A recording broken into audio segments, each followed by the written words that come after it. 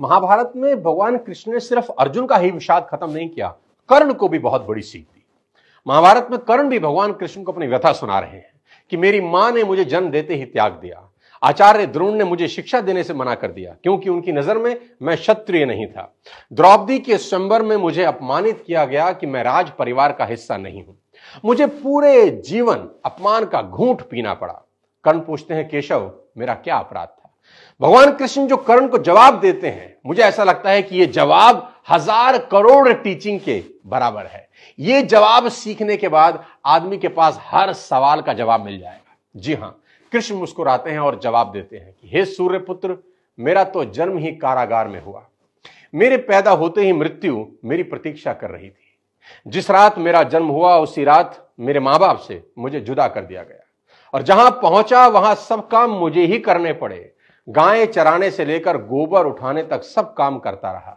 सिर्फ 2 दिन का था, मेरे ऊपर राक्षसों ने हमला कर दिया, मुझे बारंबार जान से मारने की कोशिश की गई। मेरा अपना सगा मामा मेरी जान का दुश्मन था। मेरे जीवन की चुनौतियां कहां कम थी, अन्याय जीवन भर मेरे साथ भी होता रहा। कृष्ण कर्ण को समझाते हुए बड़ी बात कह रहे हैं जो हमें सीखने की जरूरत है कि जीवन में आपका अपमान होता है, यह इंपॉर्टेंट नहीं है, इंपॉर्टेंट यह है आप उस अपमान का जवाब कैसे देते हैं। कर्ण जीवन भर अपने अतीत की कड़वाहट से भरे रहे, पर कृष्ण कभी अपने अतीत पर आरोप नहीं लगाते। कर्ण पीछे की ओर देखते हैं और कृष्ण आगे की तरफ।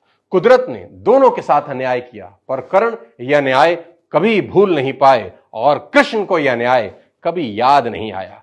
एक ने अपने आप को क्रोध के विष से भर लिया और हीन भावना से भर लिया और दूसरे ने स्वीकृति के अमृत से। दोनों में अगर कोई अंतर था तो वो एक्सेप्टेंस का था।